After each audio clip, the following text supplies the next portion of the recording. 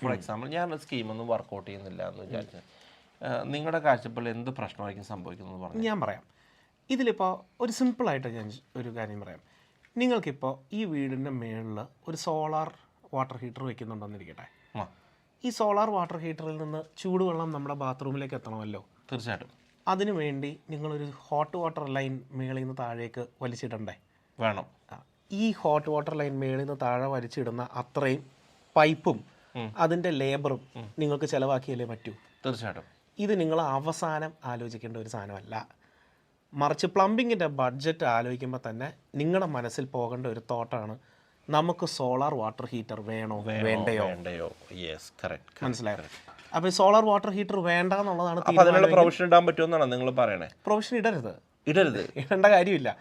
നിങ്ങൾ ആലോചിക്കേണ്ടത് വേണോ എന്നുള്ള ഡിസിഷൻ ആ സമയത്ത് നമുക്ക് എടുക്കണം. അല്ലെങ്കിൽ എവിടെയാണ് ചൂടുവെള്ളം വരേണ്ടത്? അപ്പം നമുക്ക് ഒരു ബെഡ്റൂമിൽ മാത്രം ചൂടുവെള്ളം മതിയോ? അപ്പം ഇങ്ങനെ നമ്മൾ ഒത്തിരി പൈപ്പിംഗ് ലെങ്ത് അവിടെ ലാഭിക്കും. ഇനി അതുപോലെ തന്നെ എപ്പോഴും വേറൊരു ചിന്ത വരുന്നതാണ്, എസ്പെഷ്യലി കഴിഞ്ഞ ഒരു 10 കൊല്ലമായിട്ട് നമ്മൾ നോട്ടീസ് ചെയ്തതാണ്, എല്ലാ വീടുകളിലും അവർ അണ്ടർഗ്രൗണ്ട് ഒരു വലിയ ടാങ്ക് വെക്കണം എന്നുള്ള ഒരു തോട്ടിലേക്ക് പോകാറുണ്ട്.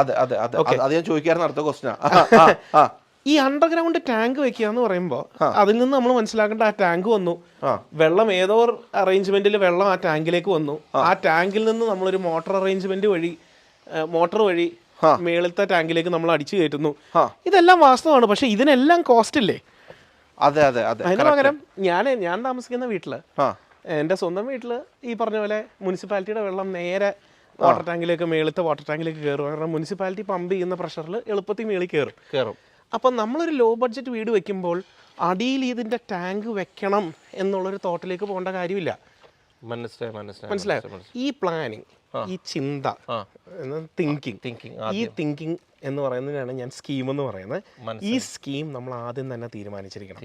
അപ്പോൾ കാരണം ആ സ്കീമിലാണ് നമ്മൾ ഇതിൻ്റെ എല്ലാം പ്ലാൻ ചെയ്യുന്നത്. വാട്ടർ ടാങ്ക് എവിടെ ഇരിക്കുന്നു, നേരെ മുനിസിപ്പാലിറ്റിയുടെ വെള്ളം മേളിലേക്ക് കയറുവാണെങ്കിൽ എത്ര ദിവസത്തെ കപ്പാസിറ്റി ആ ടാങ്കിന് വരണം, എത്ര ദിവസത്തെ വെള്ളം സ്റ്റോറേജ് അതിന് അത്രയും വലുപ്പം ഉണ്ടാവണം, അത് പ്ലാസ്റ്റിക് ടാങ്ക് ആണോ കോൺക്രീറ്റ് ടാങ്ക് ആണോ, ഇത് ഡിസൈഡ് ചെയ്യണം. ഇത് ഡിസൈഡ് ചെയ്തിട്ട് പ്ലംബിങ്ങിന്റെ വർക്ക് ഈ പറഞ്ഞ പോലെ പ്ലാസ്റ്ററിങ് കഴിഞ്ഞിട്ടോ വല്ലതും സ്റ്റാർട്ട് ചെയ്താൽ മതി. നമുക്ക് അതിനോട് എതിരെ അഭിപ്രായമില്ല. പക്ഷെ ഇതിന്റെ തിങ്കിങ് ഉണ്ടല്ലോ, വരണം. കിണറിൽ നിന്നാണോ വെള്ളം വരുന്നത്, എവിടെയാണ് അതിന്റെ ഫിൽട്രേഷൻ, അവിടേക്ക് ഒരു ലാഭം ഉണ്ടാകുമെന്നുള്ളത് തന്നെയാണ് പറയുന്നത്. ഉണ്ടാക്കണം ലോ ബഡ്ജറ്റ് ആണെങ്കിൽ.